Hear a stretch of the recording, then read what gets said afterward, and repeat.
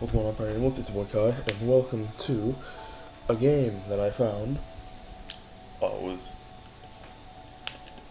traversing through Itch.io. Oh god, my throat, sorry. It's a game called Still Wire. I don't know why I did that with my voice, but yeah. From what I've seen, we're a detective. That's all the information I got. So we gonna hop into this. We just gonna head in balls deep. Okay.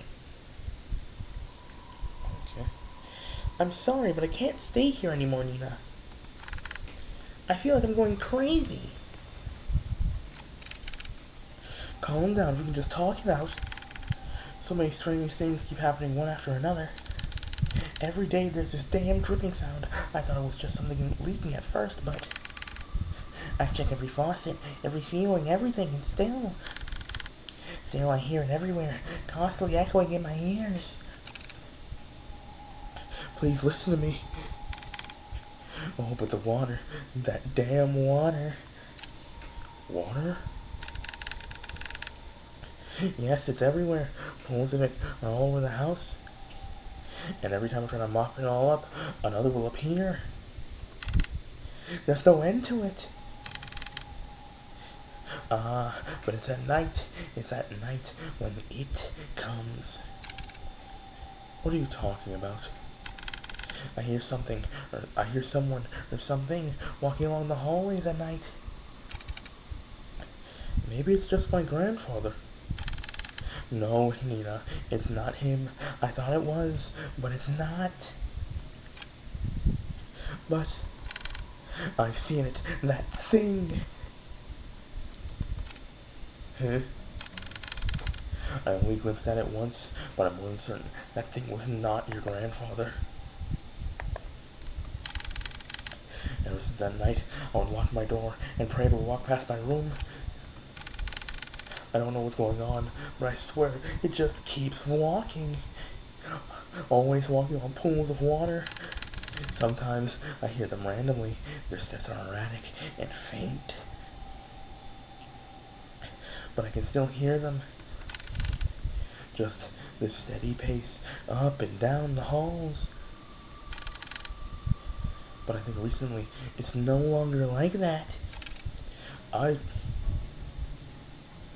God, sorry. I don't know what this voice is that I'm giving the lady. Brother, What do you mean? Hold up, let me. Hey. Every morning, I follow to see where the wet footprints lead. It walks towards something more clearly than before. It would walk down the halls, climb the stairs, and turn corners. All of it I'd follow. Eventually, the trail would come to a stop. And it would all stop right by your grandfather's room. His room? Is this some kind of sick joke to scare me away? Then please stop. I do not know what voice. I'm sorry. I know I'm switching up constantly, but just hear me out. It's not a joke, Nina. I meant when I said that there's something wicked going on in this house. That can't be true. I know this is a lot, but you have to believe me. I can't stay here any longer. I'm sorry, Nina. It's okay. I understand. Thank you for taking care of my grandfather up until now. And I'm sorry for all the stress I've caused you. I'll make sure to pay you right away as soon as I... Nina, listen to me. I don't know what's happening around here, but... The woman on the phone cautiously looks around, turning her head constantly back and forth, looking over her shoulder to find if any others are listening in. Ain't it just her and the grandfather? She grips the phone so close to her ear in a vice-like grip before speaking again in a hushed tone. Something terrible is lurking in this house. I don't know what it is, but please, as soon as you get back, take your grandfather and just leave this place. Leave? I can't just leave everything behind. We have nowhere else to go. Please, Nina, this place is not safe. The rumors are true. The curse is real. My family is not cursed. But Nina, at this rate, you and your family will. Enough. A pause. Hold up. This is actually. Hold on. This is like some actually like story driven shit. I need to set myself a tone. Set myself. I turned Irish. Holy Christ. I need to set myself a tone. Cold and sharp tenseness strains the call as both women, exhausted and stressed beyond their comfort, try to stifle their growing frustrations toward each other. Neither yielding to the other one's thoughts, only leaving anger and hurt to fester through the silence. After what feels like a suffocating stillness, Nina finally sighs heavily and responds bluntly to the caretaker. Look, I don't know what you heard or saw, but I can't just leave things like this. Whoever or whatever they are, they won't answer to me. I won't let them have their way. I don't have time wasting my energy on this stupid curse. So if you can't help me, then so be it. I'll find a way. Nina. My grandfather is all I have left. He is all I have left.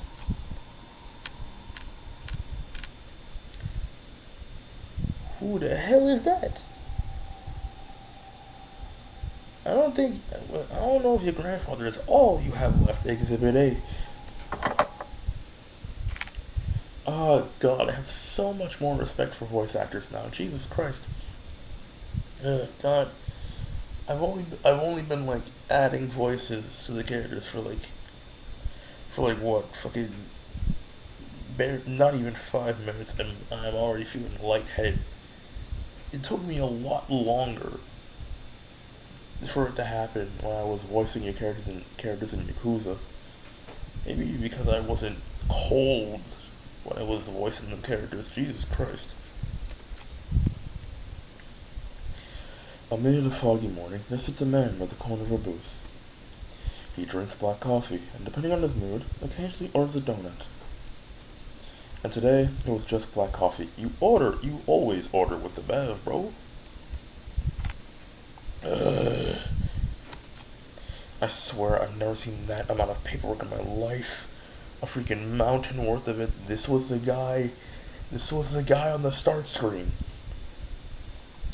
I assume this is our main character. You're a valuable member of our team, Hugo. My foot. It's starting to believe that I was bamboozled into joining their agency.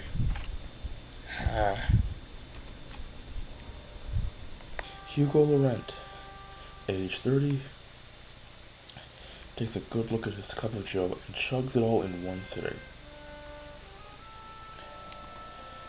He then continues to grumble to himself about last night's grueling work at the office. I really need to find a different job. As he contemplates his poor life choices, he looks out his window towards the early mist. There was something inherently terrifying about the fog to him, how it engulfs everything and nothing.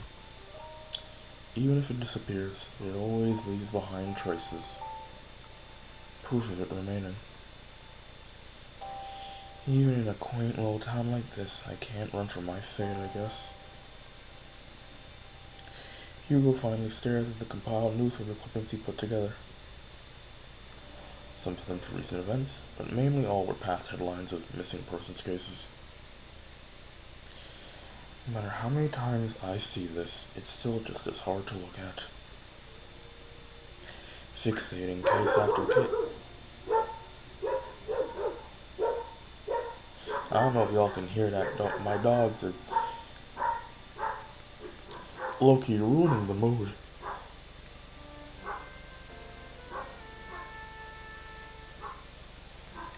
Actually, wait, can I? This music is kind of. Hold on. There we go. Wait, hold.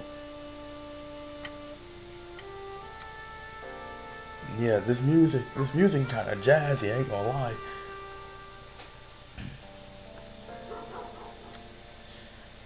Fixating case after case, he can't help but remind himself that there's a reason for all of this. An all too personal reason. Seeing strange things comes at a price. In the end, I'm the one doing this to myself. Sounds rough? Mind if I join in? Kuya?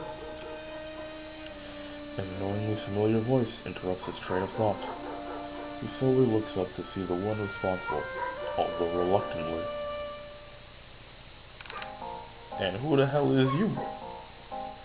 Good morning, Hugo. Hugo scowls and turns away from him. He then gathers the files and shoves it back into the binder. Meanwhile, the tall man takes this as an initiative. Loki, shut the fuck up. Goddamn. Meanwhile, the tall man takes this as an initiative and sits at the opposite end of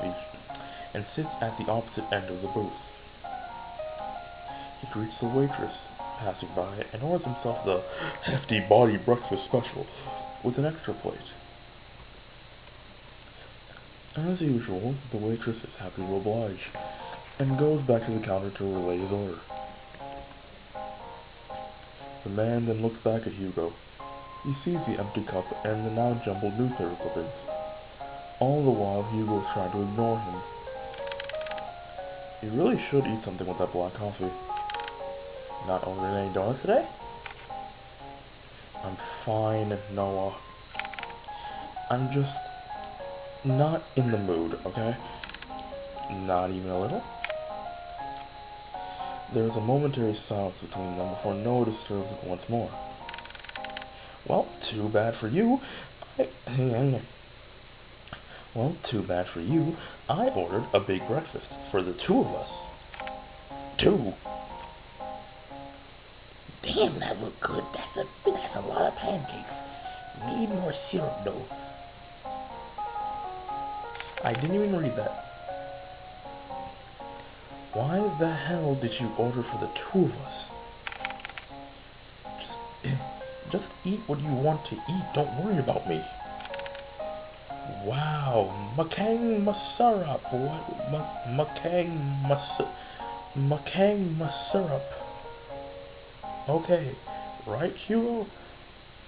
You gotta be like, what's the name for, like, well, no, ablation is ablation. You gotta be Blasian, dog. Are you even listening to me? I think that's like Korean, I think. I can't be sure, but Makang Masyrup sounds Korean. If it's not, I'm insulting a lot of people. Come on, we both know that if you don't eat now, who knows when you will. And I'm not about to let you faint again.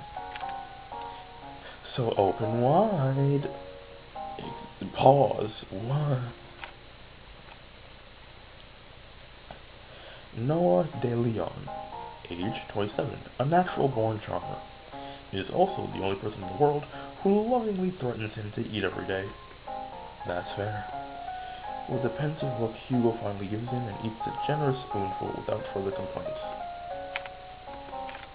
It's good. Right? Good food will always help you cheer up. Or will always help cheer you up. Damn him, I got swept away again. Damn, bro, even charming me, that's crazy. Oh, by the way, the chief will be out for a business trip. She mentioned it will be a couple of days. Why didn't she tell you this? I didn't hear anything about it. Yesterday, I think. Yesterday! She told me to sort out cabinets yesterday. She didn't mention anything about a business trip. I guess it was a pretty sudden one. Well, I mean, she did tell me to tell you, so. And lucky me, I know where you go every morning. You know what? I'm not surprised anymore. Well, what do you want to do? What do you want to do? We technically have the day off. I'm gonna head back to the office. There's a couple of boxes I didn't get a chance to sort out. In that case, I'll come with you. Like, why? You could just rest for the day. And pass up the opportunity to get to know you better? Kuya? I don't know if I'm saying that right. If I'm not, I apologize. Quit it. After their enlightening banter, the two of them finish their breakfast, pay for the meals, and head to Hugo's car. As Noah opens the door to the passenger seat, he notices a bloodhound sleeping inside. Scooby-Doo? Big Bro cannot see a damn thing. Golly. The big dog stirs at the sound of the car opening and lazily stares at Noah. I'm sorry, big guy. He then closes the door while trying not to make too much noise to disturb its occupant. Colby. At the sound of his name, his heavy-lidded eyes slowly peek to see who calls for him. It is his one and only partner, his human. As if realizing who he is or where he is, the old bloodhound stirs up from his sleep, pounces at Hugo, and proceeds to wag his tail uncontrollably. Yeah, that's how you know a dog is loved in whatever house it's in. When bro gets up and got down, when bro gets up and just looks at you and is already in a good mood, that's how you know that dog is loved. Good morning again, Colby. Have a nice nap. Colby, 8 years old. Damn!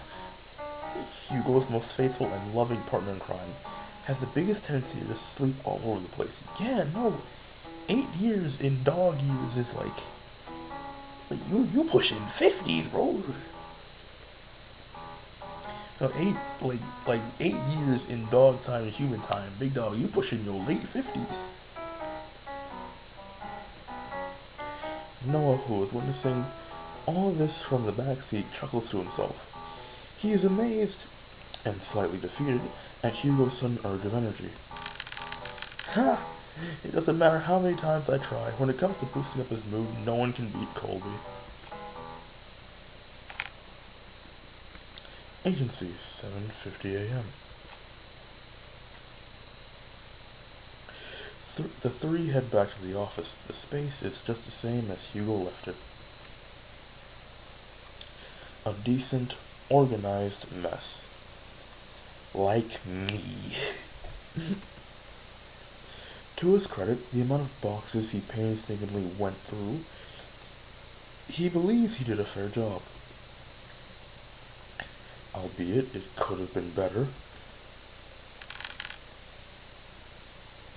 What, was I wearing that the entire time? Now, where's my hands, bro? Wow, you really outdid yourself, Hugo. It looks less crowded. Ah, shut it, will you? I said I was gonna get to it. Thanks, boy. I said it once, I'll say it again. There is no love like the love between a man and his dog. Maybe it's just because I'm slightly aromantic, but there is no love like the bond between a man and his dog. We need to start. I'm pretty sure it's in Korea. I think. No, not Korea. I think it's in Taiwan, where there's this festival where people like celebrate dogs for like their undying loyalty. And as a dog myself, brother, thank you. We need to make that central. We need to have that shit everywhere, bro. We've gone through too much shit. Before Hugo could continue to give deserved head pats, he notices someone. A woman stands timidly peering outside from the storefront. She looks a bit frantic and even more restless with her disheveled and ill-fitted clothes, drawing emphasis to her already too visible petite frame. The woman tries to grasp the door handle several times, but stops before she can touch it. Her brows furrow, agitated and distressed about something. So much so much to the point it is preventing her from just simply reaching out for help. However, when she finally makes eye contact with Hugo, she immediately rushes in. Oh, you look alright. Okay, that sounds wrong. When you start describing her, I immediately thought, like, hold on, is this gonna be a comatose situation? This bitch gonna be a baddie or what? Still, even though April wouldn't agree, smash. That's, I'm sorry, I already started talking. I might as well finish my sentence. I'm so sorry. I know the closed sign is up, but I saw you come in, and I. Are you all right, miss? I need your help. My grandfather, he. Before she could continue explaining, Noah swiftly cuts in front of Hugo and intervenes, in all too practiced manner. It's okay, miss. We'll hear what you have to say. Oh fuck, right. Hugo has. I'm giving Hugo a lighter voice here. So please, why don't you sit right over there? Noah gestures to one of the empty seats on the other side of the office. The poor woman hesitates for a moment. She clutches desperately to the straps of her purse, her eyes focusing apprehensively on them and at the gestured seat. After mulling over Noah's offer, she quickly glances back and nods. The woman then walks towards the corner of the room and sits at the edge of the sofa. Her posture is wary and tense, giving no sign of comfort for even this brief moment of peace. Can you start off by telling us your name? I apologize for earlier. I'm usually a bit more composed than this, but I guess I'm failing at that too. My name is Nina Mortimer. Ah, Nina. Your last name is Mortimer. Oh, honey, you got a curse on you. Ah, hello, Miss Nina. My name is Noah de Leon. I'm one of the assistants here. This big guy next to you is our other lovely assistant, Colby. And the one brooding over there is private investigator Hugo Laurent. I'm not brooding, I'm just tired. And our chief is away on business, but I think we can still accommodate you.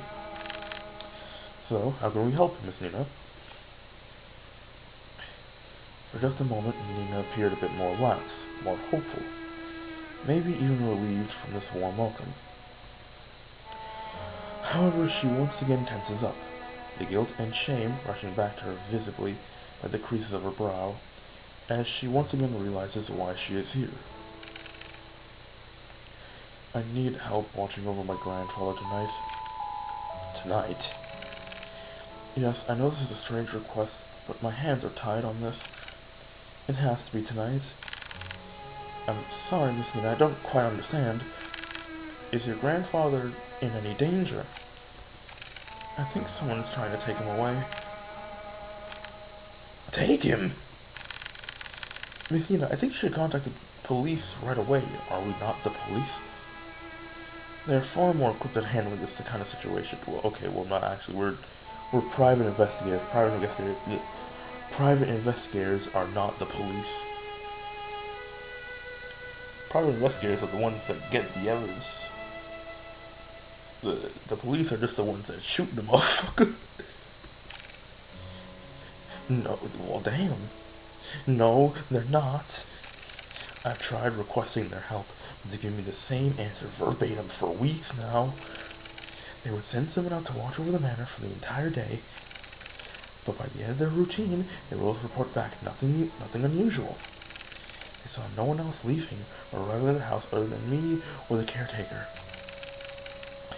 And despite telling him all in detail about the letters and all the strange things that's been happening, there's nothing they can do about it but just sit around until it escalates even more.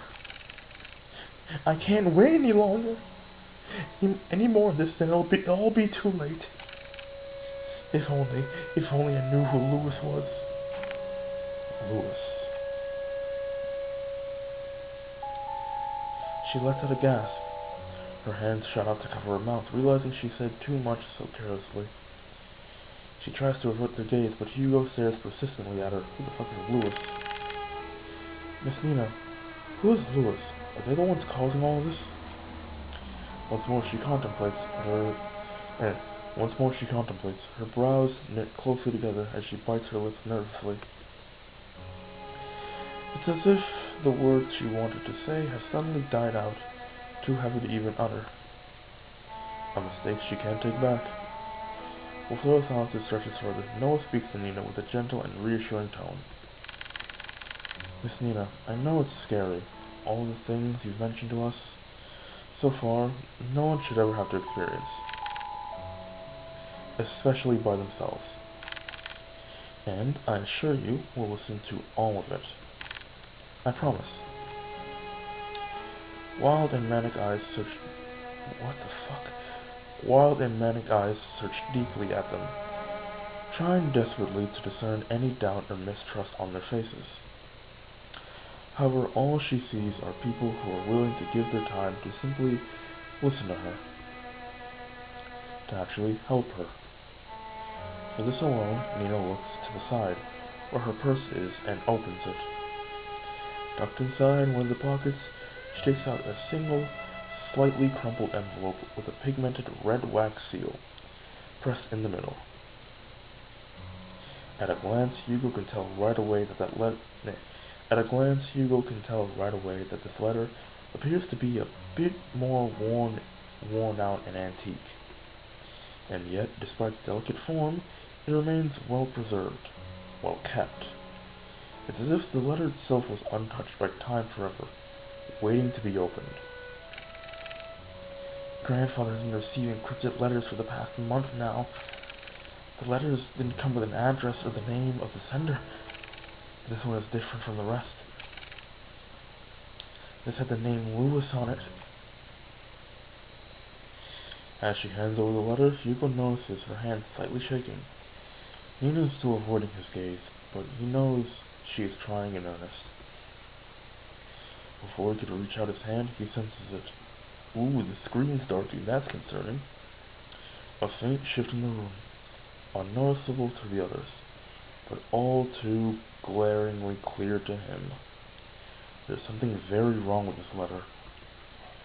Suddenly, Hugo recoils his hand away in pain. What the fuck? Like being struck with something sharp. So spontaneously, so memorable. I swear I heard whispering. I'm gonna ignore that. That even if the pain... I heard again. That even if the pain disappears within seconds, a hint of it remains. Something so small, akin to a prick from a rose's thorn. Or more like... a paper cut. Are you alright? I'm sorry, I didn't mean to hurt you. No, I'm fine, Miss Monroe. It's not your fault. It's not your fault. Hugo stares squarely at the cut. A thin red line starts to form slowly by the top of his index finger, trailing down and stopping just above the first crease. A red so clearly visible it's taunting. That doesn't look like a normal paper cut to me. Let me get you a band-aid.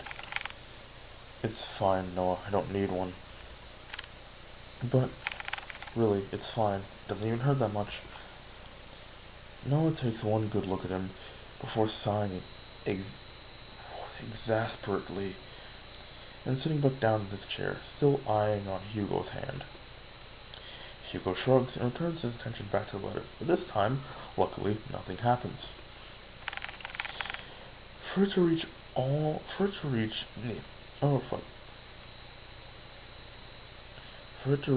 the way out here, with just a letter alone, is truly terrifying. Carefully, he removes the contents of the envelope and unfolds it. At first, it looks like any normal written message. A person named Lewis is asking the other, Henry, to come meet him by the lake at midnight, needing to share something important with him. However, what's eerily striking about this is not the letter itself. Appearing at the bottom of the page, a message scrawled unlike the rest stands visibly out to Hugo. A message that shouldn't be there. Ooh. Remember our promise, Henry. When did you receive this letter? Yesterday. And your grandfather, where is he now? He's currently back at the house with the caretaker.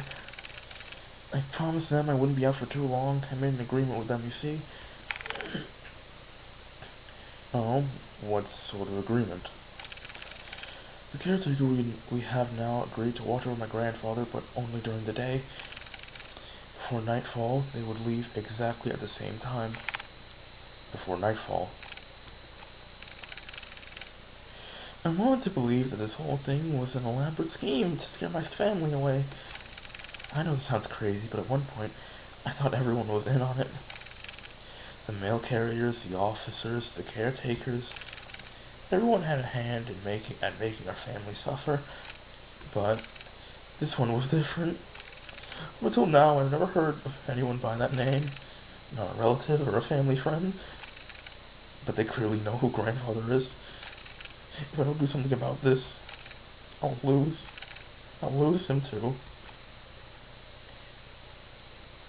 Just by uttering those words alone, Nina begins to break down.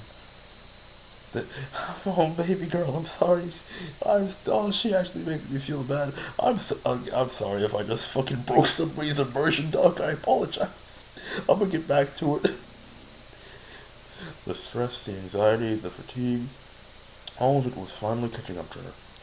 Her body hunches forward, her hands press closer to her eyes, as she tries to cover the stream of tears running down her face. My boy! As an act of comfort, Colby sits closer to Nina, while Noah fetches tissues for her. Hugo, on the other hand, is puzzled. The classic detective staring through the windshield blindfold light thing. She said this whole thing has been going on for the past month, but something doesn't add up. And before nightfall, I think there's more to this than she's not admitting. Whatever happened with that letter, I am more than certain that whoever or whatever Lewis is, they're coming for blood. Oh yeah, take the case. Do you want more tissues? We'll do it. We'll take on your case. For a moment, everything goes still. Their eyes and attention are solely directed at Hugo's, whose eyes have a certain glint to them, now unwavering and more determined than ever. Before anyone else speaks, Nina wipes away any stray tears from her face and walks up to him. You'll take it? Hugo simply nods. Thank you. You don't know how much this means to me. We're glad to help, miss. Nina, please just call me Nina. Well, Nina, we'll do our best. Nina smiles at Hugo in gratitude. Her eyes renew with a faint gleam, a hope that maybe things will change for her and her family for the better. Okay, Nina, honey, I get your grandpa's all you have left. How you not believe in a curse when all of your family gets kicked off the census, and literally everybody, mail carriers, police officers, the milkman, and all of them saying, "Big dog, your place is cursed." I feel like you gotta be forced to take it in at some point before, literal demons and spooky doopy ghosts start appearing to take your grandfather next. Hell, you lucky they ain't take you. However, before heading out, Nina reaches into her bag once more. She takes out a small piece of paper and a pen, and hastily starts jotting down something. Your number handwriting is terrible, honey. What is that? I'm gonna assume that's a 4, a 9, a 7, and a 0. I know that one, 9, 7, 0. I know those three. This bitch just wrote Q, a lowercase q next to some numbers, bro. I best be on my way now. I'll let grandfather know ahead of time you'll be coming. Also, this is my address. I'll be sure to greet you all when you arrive. Why don't you put your grandpa in a nursing home if it's getting this serious, bro? Well, okay, I know. Well, not one of them shit nursing homes, like one of the good ones. Maybe.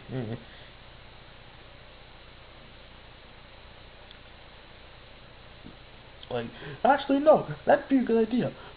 Put him in a nursing home temporarily, and if spooky shit is still going on at the nursing home while he's there, then you'll have like the people in the nursing home as witnesses, multiple witnesses, then go to the police. You have several witnesses now. And if nothing goes on while he's at the nursing home, then just leave him at the nursing home. Since the spooky shit has stopped. At least while he's there. I'm gonna assume I didn't read that. And thank you again, truly. She politely bows to them and walks out of the office, already reaching to her purse for her car keys. Hugo watches from his desk as she goes to open the driver's seat. Nina looks back at the office window and takes one last look at Hugo. She waves slightly at him before pulling out of the parking lot and driving off. Once out of sight, Hugo turns to look at his cluttered desk. Still messy, but presentable, like me. I guess I'll have to sort these out later again.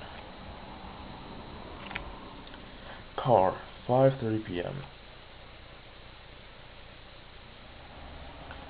From the ongoing downpour to the quiet hums of the car, they sit in silence. Still miles off their destination, Hugo constantly checks the rearview mirror to see any passing cars. But it was only them on the road.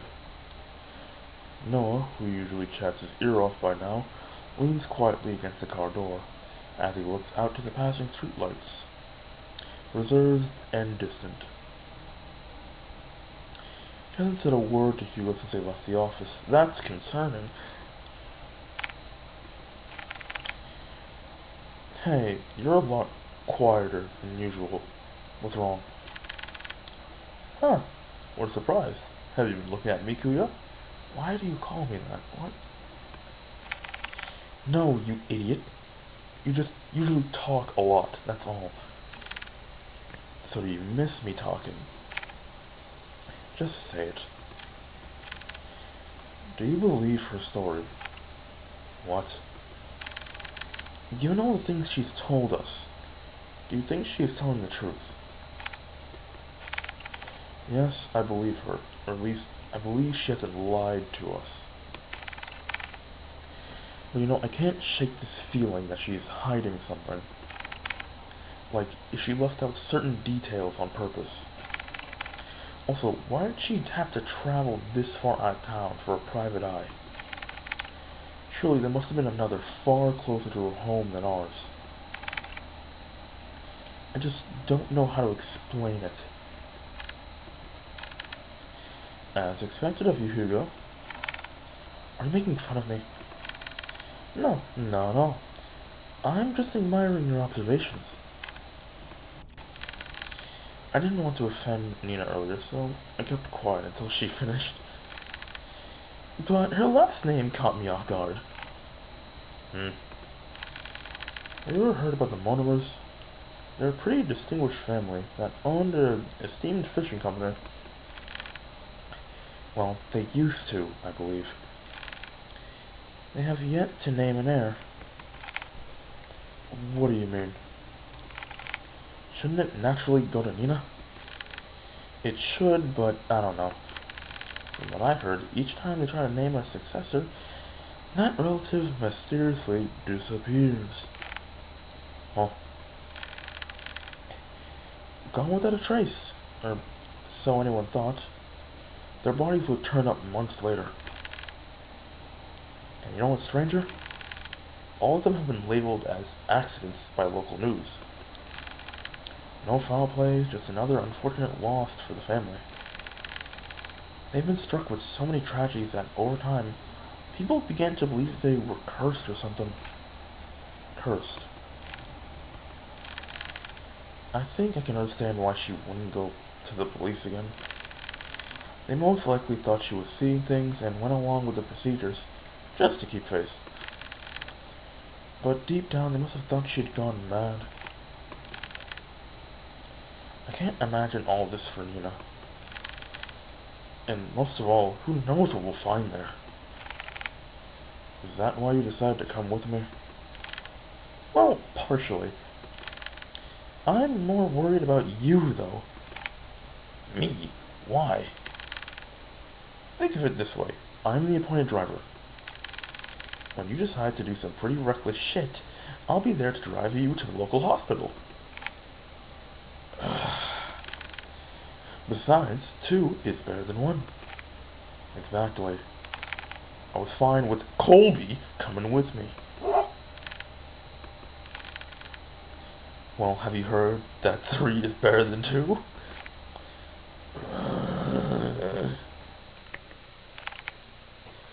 I was about to say I need to get me a Colby, bro. I have a Loki. I literally have a police dog, bro. What am I talking about? Mortimer Estate. I'm pretty sure that said 6 p.m. Passing through the countless dirt roads and steep cliffs, the estate can finally be seen beyond the evergreen. Nestled away from prying eyes, it stands tall, magnificent and classic. Truly a rarity only afforded to the privileged. And yet, with all its opulence, it looms from a distance. Hugo and Noah can only gaze at the sheer scale of the manor. Its grand stature topples easily over the dozens of houses they drove past. Whoa, look at the size of it, that's what she said. I can never imagine seeing a house like this in person. It's almost too surreal. Come on, she's waiting for us. Whoa, okay. Immediately after exiting the driver's seat, a sudden sharp pain weighs heavy on Hugo's chest. Are we sure it's not a heart attack? Gasping tightly at his coat, he begins to gasp for air. His vision hazes as he leans close to the car, trying desperately to ground himself.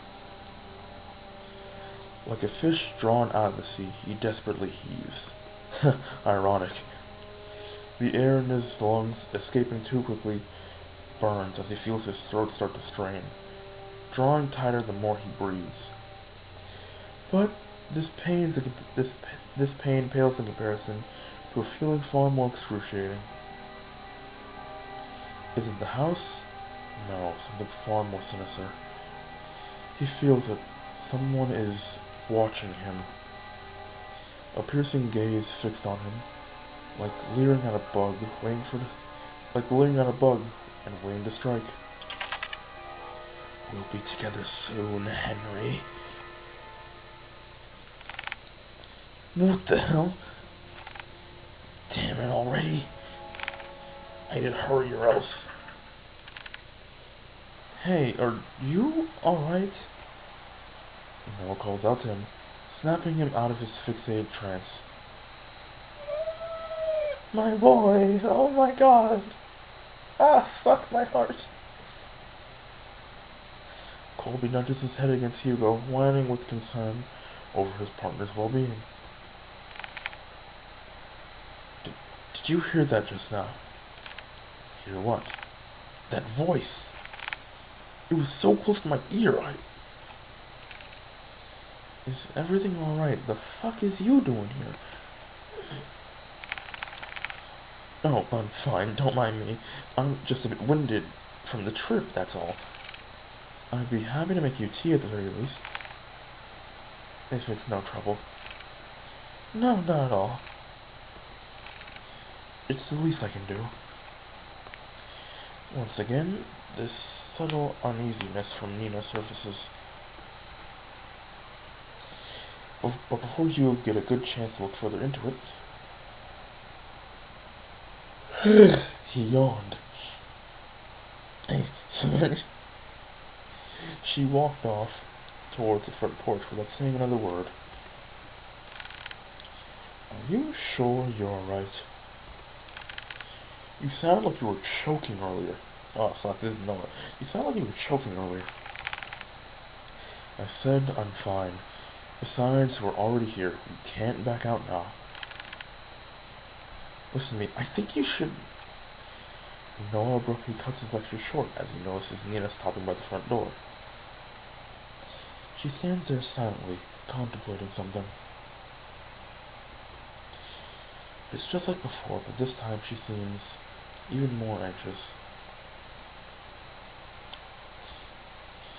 Whatever unease she tried to mask earlier became more apparent the minute they walked closer to the front door. I haven't been quite honest with you, Detective. Just like before, as if carefully choosing the next words, she decides that in this situation words are not enough. You'll see for yourselves what I mean. And with that, Nina enters the house. Leaving the three to follow behind. Hugo is about to enter through the foyer when he feels a tug on his arm. Don't forget what I told you.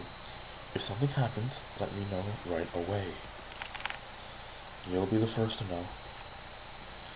And with that, Noah releases his grip on Hugo. They proceed to head in, not knowing what awaits them beyond the door. Greeted with a brightly lit hallway, Hugo notes immediately that the interior is just as grand. Adorned with floral accents and antique furnishings, the house itself exudes the word elegance. Is that your grandpa in the back just looking out the window, dog? Nah, he been sitting there all day.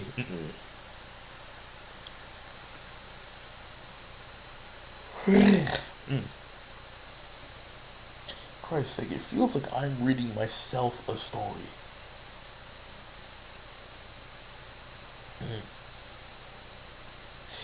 A classic and rustic charm, with the walls and flooring made from the finest wood. Hugo couldn't help but gape when he walked in. However, he notices something even more distinct than the splendor. Behind the seemingly perfect veneer, an unsettling air reads through the house, leaving no room for doubt that the inside is far more terrifying than the outside. Please, come this way. Bracing themselves, they enter the dimly lit drawing room. At first glance, Hugo could not discern the silhouette situated at the far corner. Only the sparse lighting from the window pierces through a fraction of the room's darkness. However, as they approach close to the silhouette, Hugo now understands the reason for all of Nita's unsettling vagueness. Grandfather, we have guests. Ooh, grandfather? You look fantastic for your age. Other than that, either you look fantastic for your age or you had kids very, very young. And your kids had kids very, very young. And you use, I don't know, Neutrogena. Sitting in the armchair is a very young man, not much older than Hugo or Noah. He is dressed modestly and shares none of the imposing presence of the manor. No, rather such luxury does not even remotely reflect the man before them at all. It's as if the flow of time had stopped only for him, while the rest had continued changing drastically without him. Just like the letter timeless, delicate, and jarringly out of place. Staring only at the window, the young man sits there, dazed with little acknowledgement of the people around him. Still, motionless, like a doll. Grandpa, these are the people I spoke of. This is Detective Laurent and his two assistants, Colby and Noah. They're going to help us. Ah, so you're Henry. Even after introducing them to the head of the Mortimer estate, Hugo and Noah could not help but feel unnerved. The man before them is supposed to be frail and older than any of them. And yet he remains forever changing, forever unchanging, forever young. They've come a long way, so I'll be making some tea. Would you also like some, Grandpa? He does not reply back, nor does he glance at Nina or anyone else in the room. Only fixates his gaze on the rain, and nothing else. I'll be sure to make a cup for you two. She then timidly gestures to Hugo and Noah back to the foyer. Bearing more questions, the two follow Nina outside. Before they leave the drawing room, Hugo takes one last look at the young man. There's an almost familiar air about Henry Mortimer. His eyes, they're similar to his own. Whatever he must be longing for, Hugo knows it will never end well.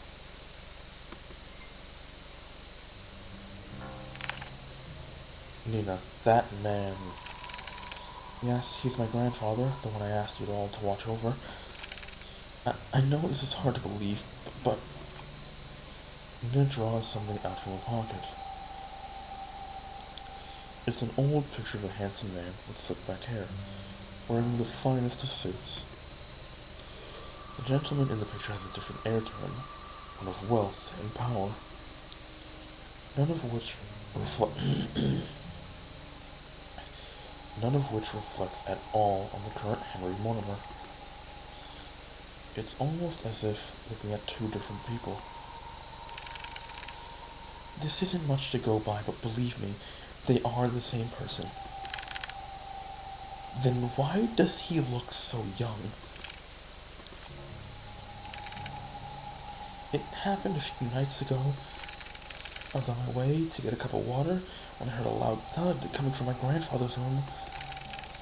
I was worried that something fell over, so I went to go check. When I opened the door, I found him collapsed on the ground.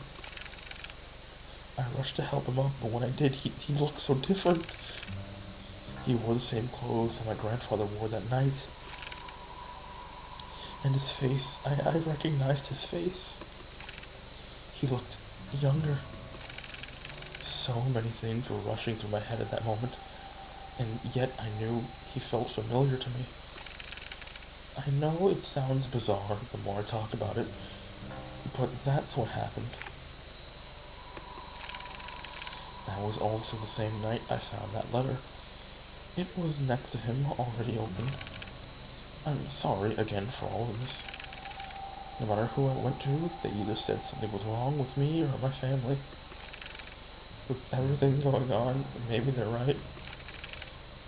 Pools of water, the letters, Lewis, and now this. I've been ignoring the signs for years and just blindly hoping things can get better.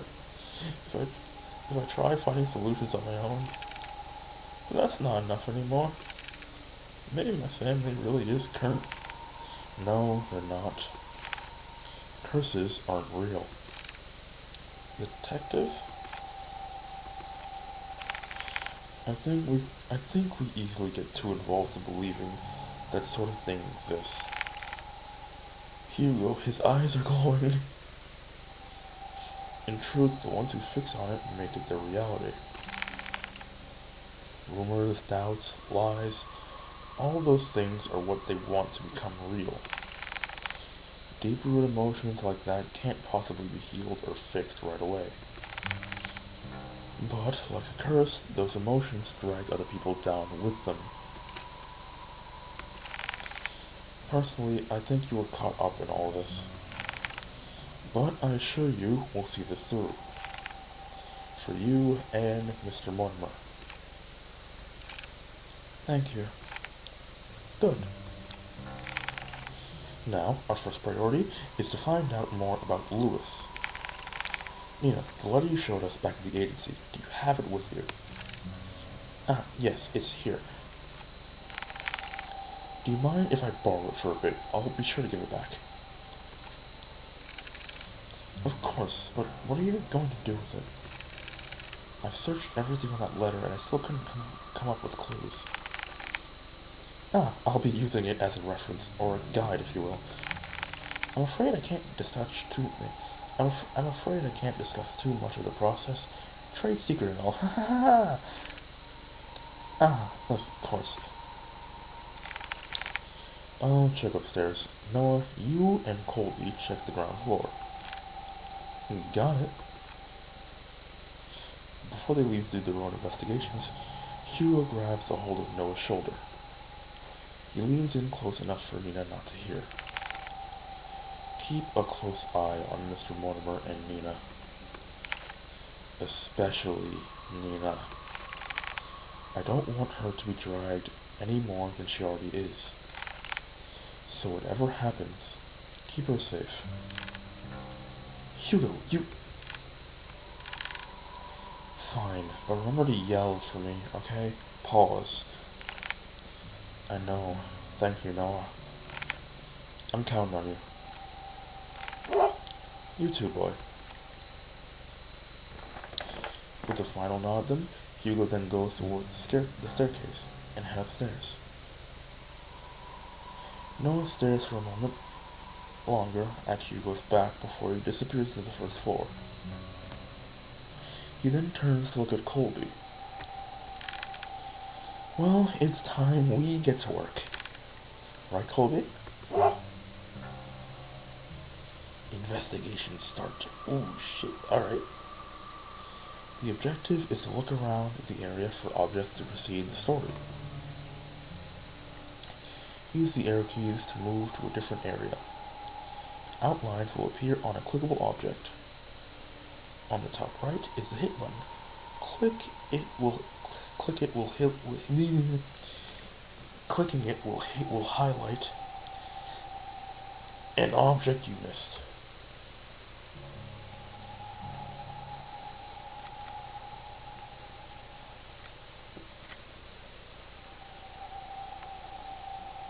Oh, so I'm playing as Noah right now. Okay. A large bookshelf stands close to the entryway. Oh, you know what? Since it says Noah, but he's like describing this, I'm gonna read it in Noah's voice. I'm gonna read this in Noah's voice. A large bookshelf stands close to the entryway. It contains a couple of photo albums and a few phone books.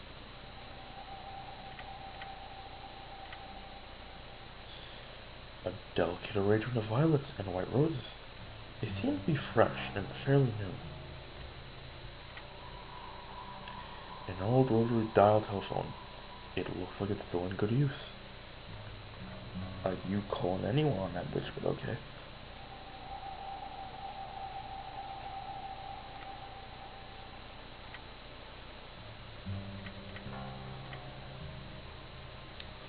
Mr. Mortimer still sits motionless by the corner of the room, his gaze never leaving the rain. My good boy. Woof woof, that's my boy.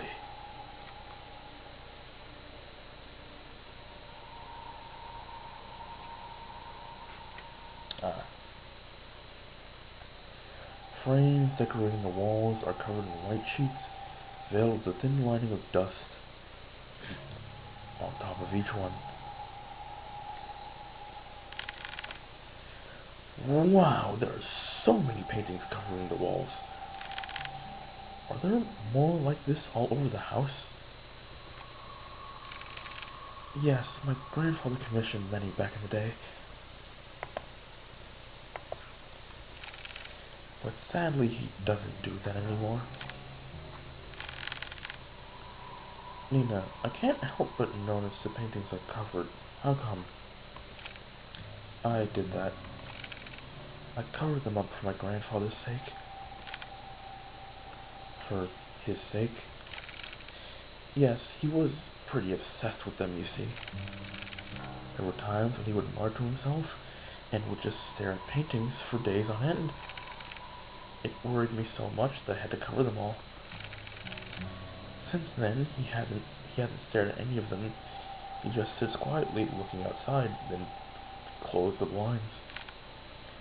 I see. About the paintings, I noticed they all have a similar theme.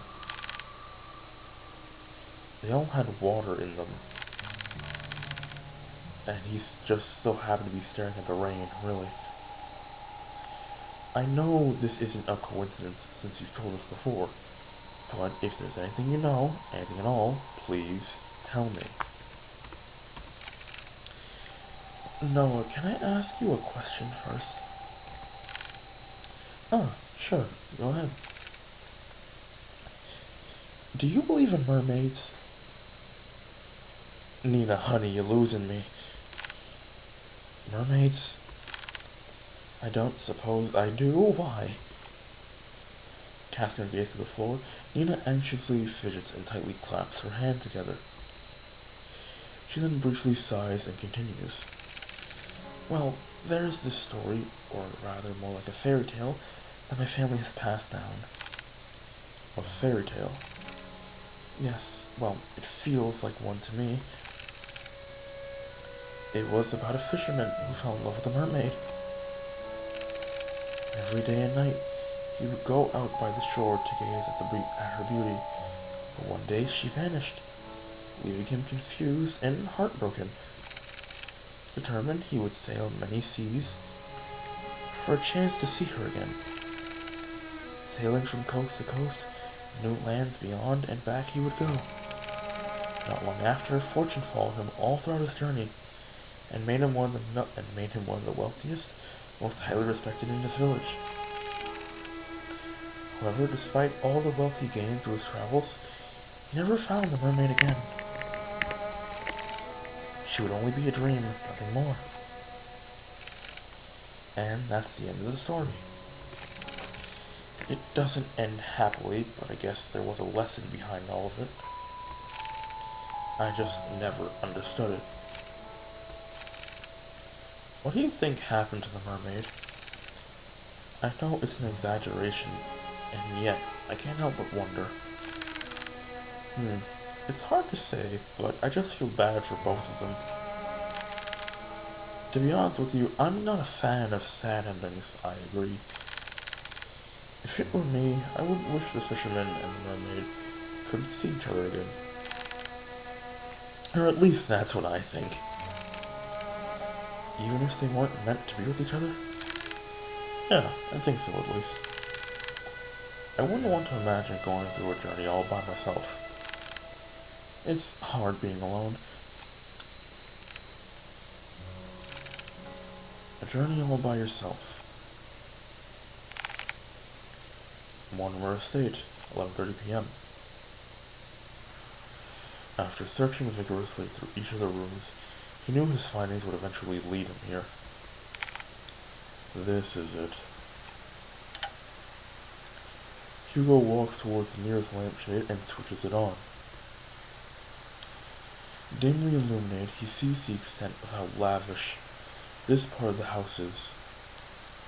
From the customized window drapes to the vintage furnishings, everything here exudes that extravagance. But much like the interior Hugo has seen so far, he finds this one in particular reeks of it. Plastered from wall to wall, a gloom lingers. It's as if the room itself is smoldering, despite its preserved nature.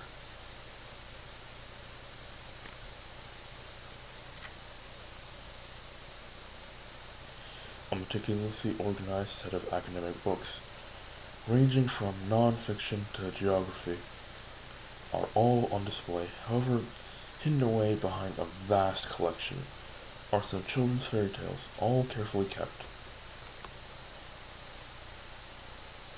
Uh, I'm searching, hold on.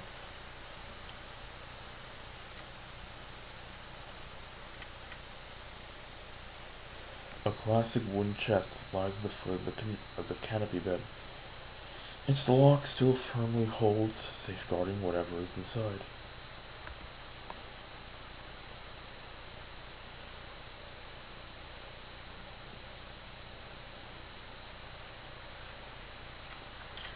Ah. Scattered pieces of paper, all forgotten, lie waiting on the cold floor. Heavily etched markings are found scrawled all over the papers.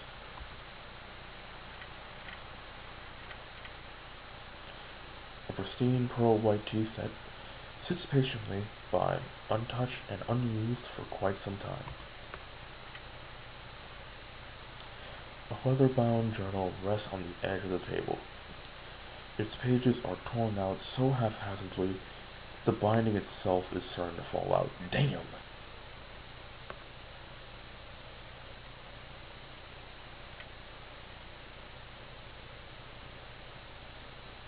Is he crying blood? No, that's blush, I think. An old photo of a lost time, a sweet summertime memory of a little girl with her beloved grandfather. You sure the people in that photo are white at the very least Latino, or at the very least Latino, cause they look white, but they got that little bit of tint to them, yo. They got like a light coating.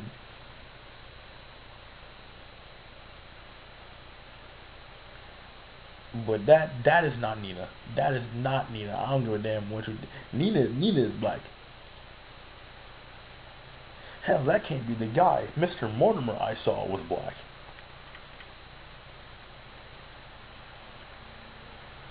Atop the fireplace, unblemished and unmarked by time, hangs a curious and familiar painting of a beautiful woman floating on the water. I need to hurry. I don't want to stay here for too long.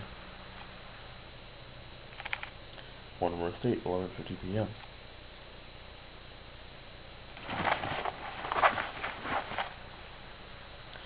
He searches and still there's no sign of Lewis. To Hugo, even if there is a fragment, a singular thread to that person, to their real selves, he could find them. But there is nothing.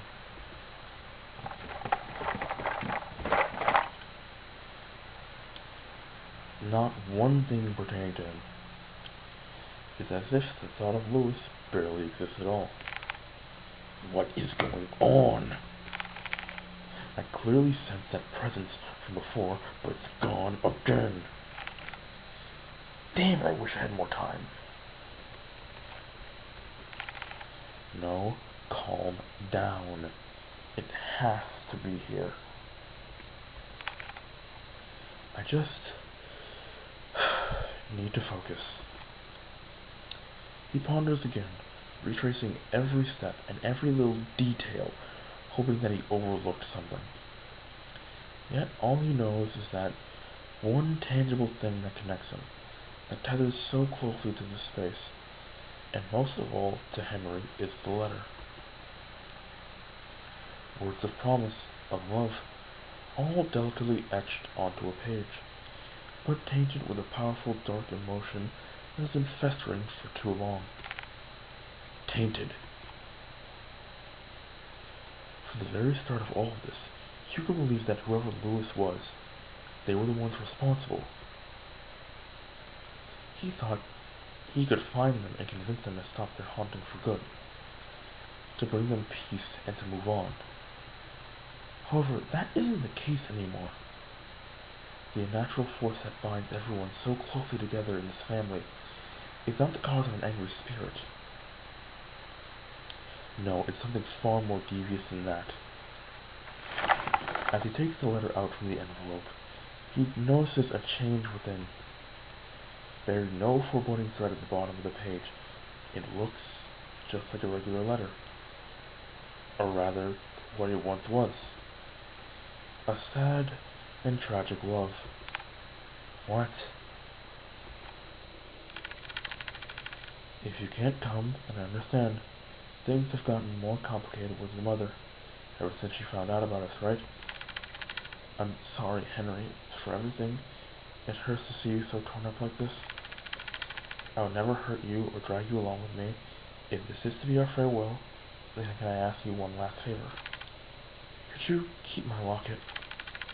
I know this is selfish of me, but I'd like you to have it. You'd be happy to know it's safe with you. My heart will forever be yours, Henry. With love, always, Louis. Hold on a damn second. Oh, I've been saying that name wrong the entire time, haven't I? Henry's the grandfather. Okay, this is like some bee and puppy cat shit with the jellyfish lady, or the lady that cried jellyfish tears. I've been thinking like Lewis. I've been thinking this is like Lewis or some shit. If okay, my theory now is that her grandfather was the one that fell in love with the mermaid. Clearly, obviously, fishing, fishing company, staring at the rain, all paintings of water, all that jazz. It makes sense. That's probably not saying Lewis. That's probably saying Louise. Um, I apologize. Unless her grandfather is, bisexual, but yeah. So this was the true letter. A small warmth emanates from the paper, wrapping closely around his fingers, quiet and soothing. The fragment Hugo was searching for. Louise, I'm sorry. You were also a victim in all this too. Please, if you can hear me, I need your help. Holy Christ, okay. Ooh, that would be so fucking terrifying. Without warning, the sound of a click can be heard from across the bedroom, as if something unlocked itself. Hugo turns his head towards the sound and sees the chest. Unlike the other furniture, its dark and rustic features have not been maintained well, left to rot on its own. Suddenly he stops at the sound of a sweet voice, whispering to him. I swear I heard that, beckoning him towards the fireplace. Come here, my dear sweet boy. Hell no. I should really be saving my progress. I should really be saving my progress so like I can come back to this shit. No, stay focused, Hugo. I won't let it get to me. I'm just playing this game like how I would play it. Or like how I would be if I was in Hugo's situation. Preparing himself, he heads towards the chest and he opens it. Inside, scrambled together, are bunches of notebooks and small trinkets. Hugo continues to rummage through when he stumbles across an old newspaper article. Young man found dead by the lake. An unidentified young man was found this morning of 3 days prior to his death, according to the police. Ruled as a suicide, police have claimed that the troubled youth drowned himself. This certainly is a tragic loss, an unfortunate event indeed, XXX comments. No claim of his body has been made yet.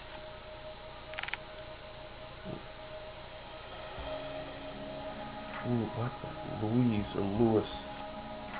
By the corner of Hugo's eyes, he spots a bright glint buried beneath the clutter.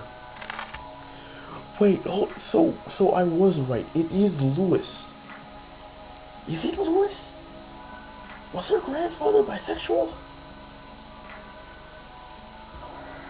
Or is it, I don't know.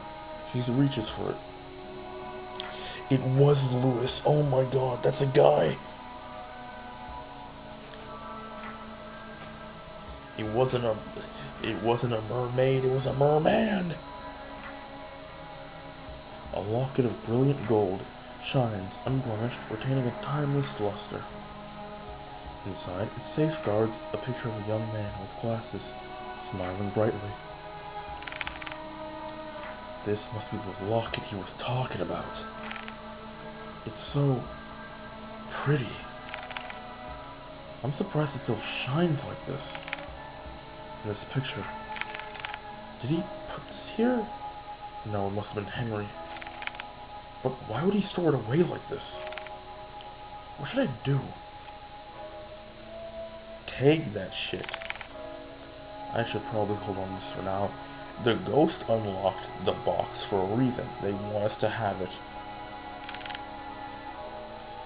Take it to him, please. Louis? A gentle but distant plea echoes in Hugo's heart.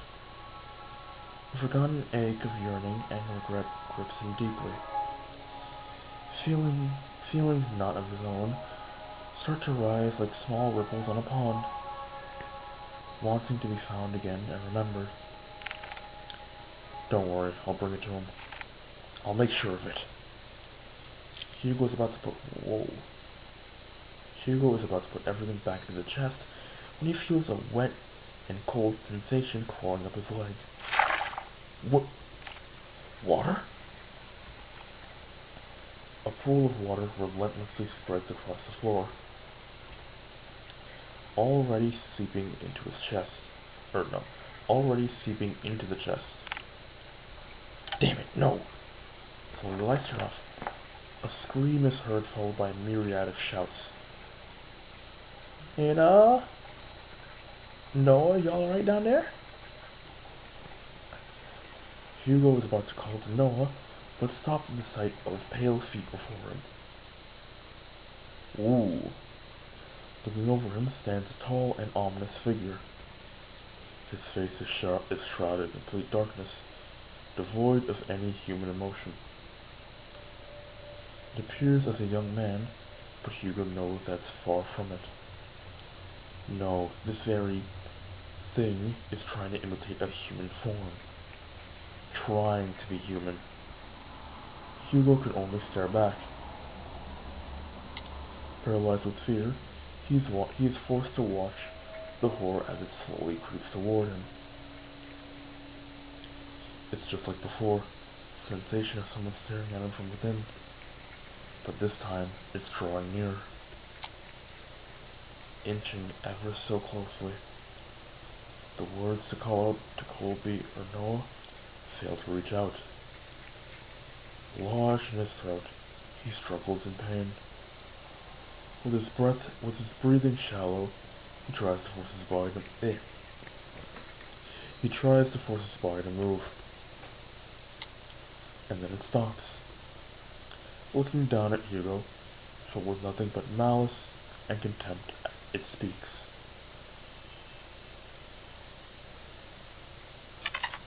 Ooh.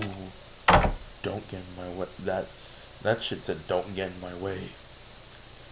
All of a sudden, the door to the bedroom slams shut, and the entity disappears. The tension from his body finally releases its agonizing grip, and he gasps desperately for air. Why didn't bro just kill me?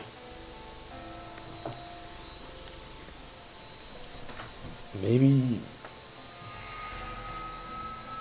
Lewis would have stopped him, or he was worried that I would have called out, and Nina would have saw me.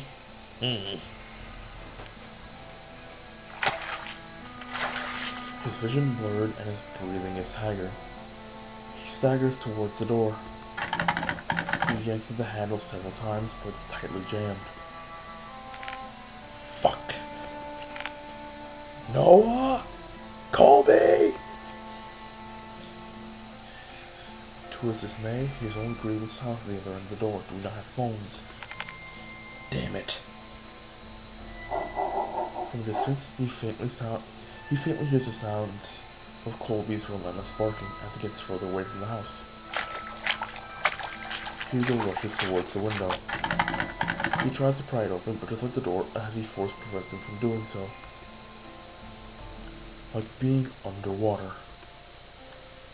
His movements slow and drawn out, as if being dragged down by that thing. Fuck this. Frantically looking around the room, he spots a nearby chair. There you go. Thank God. And I know it's not gonna work, but at least finally somebody tries this method. Without a moment sooner, Hugo grabs the chair and starts to strike at the window. Bit by bit, the window cracks, getting larger with each blow, splitting off smaller pieces. What the hell is this thing made out of? Still trying to catch his breath, he musters all the strength he has left for a final blow. Damn you, just break already! Clearing out the remaining glass shards, Hugo peers his head out the window to see any railing he can grab a hold of. However, he discovers instead that the wall adjacent is covered in ivy. Despite how heavy the rain has drastically become, he reaches out for it, grabbing a handful of vines. Carefully, he climbs out the window, gripping tightly and making sure he doesn't lose his footing. Yet, to his luck, the patch of vines he clutches start to tear away from the wall. Out of desperation, he finds his grip on another, but fails when his hand slips out of reach. Shit! Clambering wildly as he loses his grip on the ivy, he crash lands down onto a thicket of bushes. Air forced out of him, he heaves uncontrollably, trying to even out his breathing. But even that is laborious, as immense pain spreads not only to his back, but his entire body. God, I'm getting too old for this. Although his body screams out in pain, he forces himself up. There's still time. I can do this. I have to do this. Staggering feet and haggard breath, he makes his way to the place where it all started. To the lake, where this tragedy starts and ends. Lake. Blah, blah, blah. Okay, I'm gonna end it here, since I've been recording for about an hour, or over an hour now. Hopefully you all enjoyed. I'm gonna come back to this, don't worry. Narrator Kai on the case. And yeah. Like, subscribe, all that jazz. And I will talk to you all. Or I will see you all next time. Bye-bye. Or I'll party with you animals next time. Bye-bye.